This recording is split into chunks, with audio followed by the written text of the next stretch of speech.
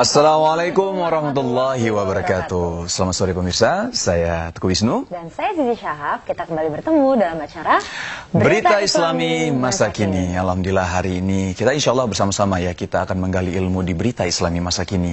Zizi, pembahasan kita kali ini apa Zizi? Yang pertama kita akan membahas tentang menuju alam kubur.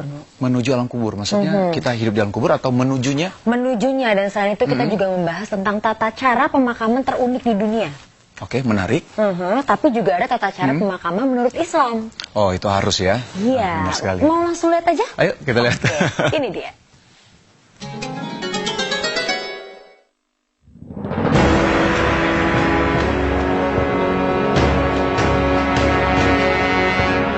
Menuju alam kubur.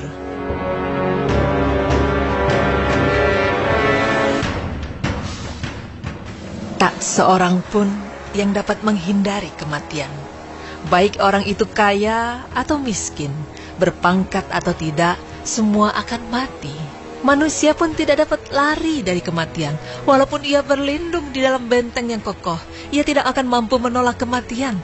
Seperti dalam firman Allah yang artinya, di mana saja kamu berada, kematian akan mendapatkan kamu, kendatipun kamu di dalam benteng yang tinggi lagi kokoh. Quran Surah An-Nisa ayat 78. Pemirsa beriman, sejarah perjalanan hidup kita akan diakhiri di sepetak tanah berukuran 1,2 meter. Di sana akan ada tanda yang menyebutkan kapan kita lahir dan kapan kita meninggal. Setelah itu, tak satu pun dari orang-orang yang hidup akan tahu kemana kita pergi. Hanya kita sendiri dan Allah lah yang tahu. Ketika menuju alam kubur, kita akan diantar oleh teman, kerabat, serta orang-orang yang menyayangi kita. Umumnya pemakaman yang kita tahu adalah dikubur dalam tanah atau dikremasi dengan api. Tapi ternyata ada beberapa cara pemakaman unik yang bisa membuat kita tercengang. Berita tersebut akan dirangkum dalam seputar upacara pemakaman unik versi Berita Islami Masa Kini.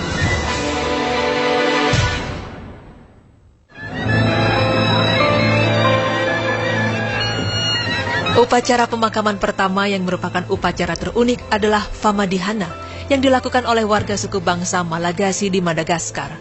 Di Malagasy ini orang yang telah meninggal dikuburkan di dalam tanah bersama dengan peti. Unik ya, setiap 7 tahun sekali para mayat diangkat dari kuburnya dan diajak berdansa oleh orang-orang yang masih hidup, lengkap dengan tarian dan lagu yang sesuai. Hal ini ternyata dimaksudkan untuk mencerminkan rasa sukacita dari sang mayat dan juga keluarga mayat, karena tubuh sang mayat ini akan berkumpul dengan arwah nenek moyang di akhirat. New wife now was in a central part of the country. Upacara pemakaman unik yang kedua datang dari benua Amerika. Di sini, abu kremasi seorang jenazah akan dijadikan sebuah cenderamata ataupun perhiasan. Pemirsa beriman, cinta sejati membuat orang-orang yang ditinggalkan melakukan banyak cara untuk mengenang kepergian orang-orang yang mereka kasihi. Sejak tahun 2010, telah diperkenalkan abu kremasi yang dijadikan berlian. Di antara banyaknya perusahaan yang berkembang, terdapat perusahaan yang bernama Life Gem, sebuah perusahaan di Amerika Serikat tepatnya di Chicago, yang merintis tawaran terkait layanan pembuatan berlian sintetik dari material abu kremasi. Abu kremasi yang akan dibuat menjadi berlian tersebut biasanya lebih spesifik, berasal dari abu-abu kremasi orang terkasih, bahkan abu kremasi dari hewan peliharaan yang paling disayang.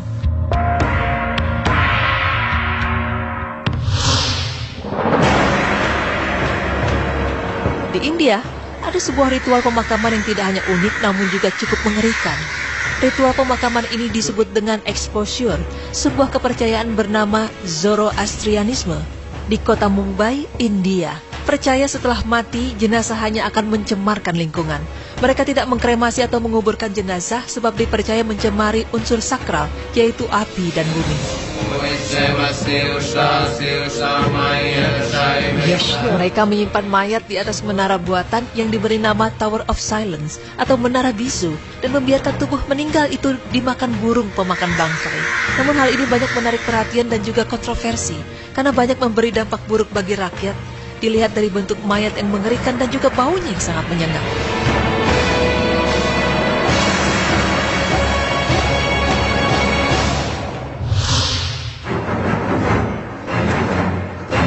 Prosesi pemakaman unik berikutnya datang dari daratan Afrika. Setiap jenazah di Ghana dikuburkan dengan peti mati sangat unik. Warga pinggiran Akran ini mempunyai kebiasaan menguburkan mereka yang mati dalam peti mati fantasi. Peti mati ini biasanya menggambarkan profesi almarhum, namun kini berkembang ke arah kesukaan atau hobi. Para pembuat peti mati fantasi ini juga memamerkan karya-karyanya di etalase dalam bentuk replika kecil. Ada peti mati berbentuk handphone, botol minuman, buah-buahan, ikan, dan sebagainya. Bahkan jika saja Elvis Presley meninggal di wilayah itu, tentu dia sudah dikuburkan dengan peti mati berbentuk gitar.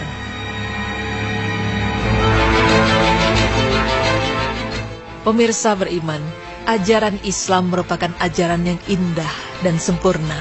Segala aspek kehidupan dari hal terkecil hingga hal yang terbesar telah diatur secara jelas dalam ajaran Islam. Mulai dari seseorang membuka matanya saat bangun tidur, hingga kembali memejamkan matanya saat tidur.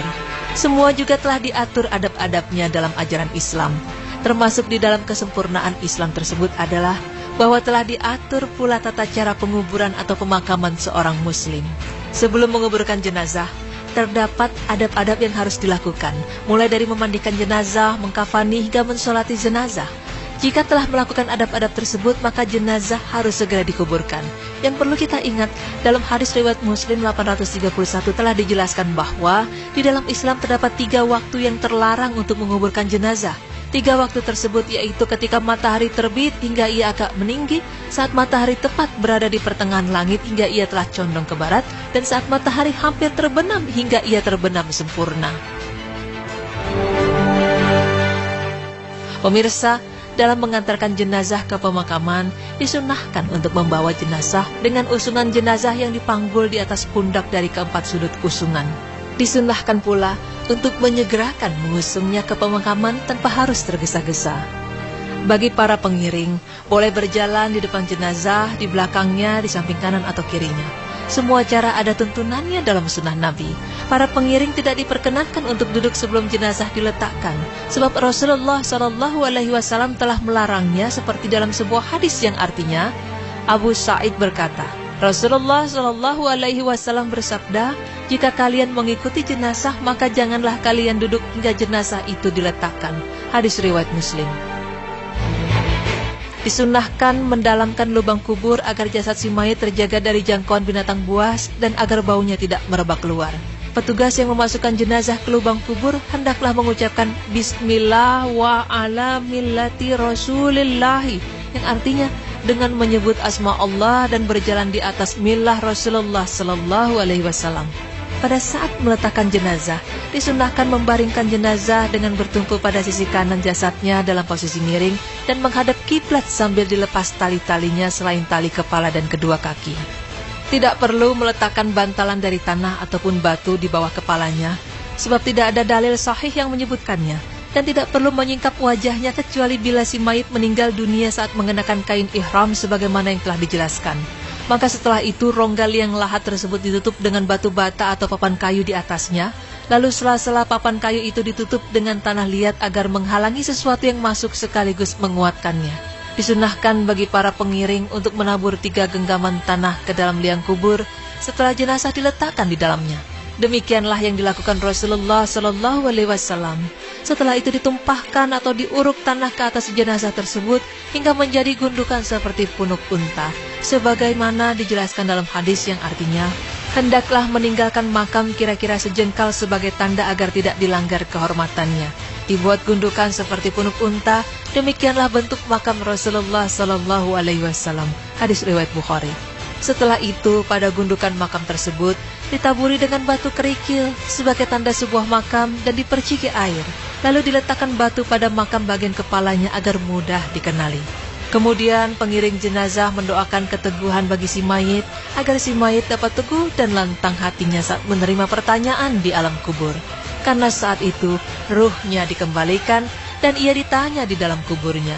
Maka bagi para pengantar jenazah disunahkan berhenti sejenak untuk mendoakan kebaikan bagi si mayit, karena sesungguhnya mayit bisa mendapatkan manfaat dari doa mereka.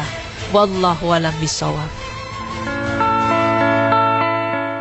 Pemirsa beriman, kita sebagai manusia dan juga makhluk Allah yang bernyawa pasti akan mati dan akan kembali menghadap kepada Allah Subhanahu wa taala. untuk mempertanggungjawabkan perbuatan kita di dunia.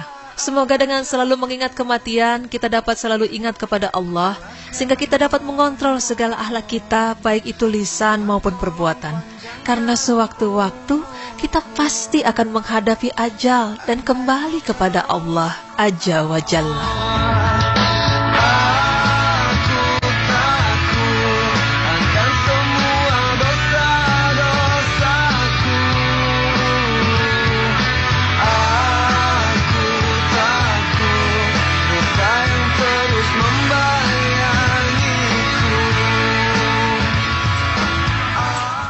Masya Allah, pada hakikatnya setiap manusia pasti akan kembali kepada Sang Pencipta ya. Iya, benar Semua sekali. pasti akan meninggal. Dan kalau membahas mengenai cara pemakaman, tadi ada yang sangat unik sekali di daerah Madagaskar. Mereka punya kebiasaan setelah 7 tahun kematian si mayat atau Mayat. jenazah ini Diambil akan lagi. diambil kembali, terus diajak berdansa bersama orang-orang yang hidup. Cuma pertanyaannya Iya. itu udah jadi tulang ya kalau 7 tahun Kayaknya sih berarti kalau kan? 7 tahun udah hancur ya, Nu, ya. Tapi ya mungkin itu memang sudah menjadi kebiasaan atau adat istiadat dari suatu negara atau suatu bangsa Oke. gitu. Tapi memang kalau di dalam Islam memang ya, Islam ini begitu sempurna, mengatur segalanya ya, semuanya gitu, dan termasuk salah satunya untuk menguburkan mayat gitu. Bagaimana tata caranya, bagaimana adabnya gitu ya, bagaimana kita memandikan dulu, mengkafani, habis itu menguburkan, dan memang ada waktu-waktu dilarang untuk menguburkan. Begitu lengkap sekali, memang begitu sempurna ya Zia. Dan jadi memang Masya Allah, Alhamdulillah sekali kita bisa mendapatkan ilmunya di sini. Kita sudah tahu adabnya, bagaimana cara menguburkan. Insya Allah bermanfaat untuk kita semua. Amin. Dan setelah ini kita akan membahas tentang Abu Bakar sang khalifah. Jadi jangan kemana-mana, tetap di Berita Islami Masa Kini.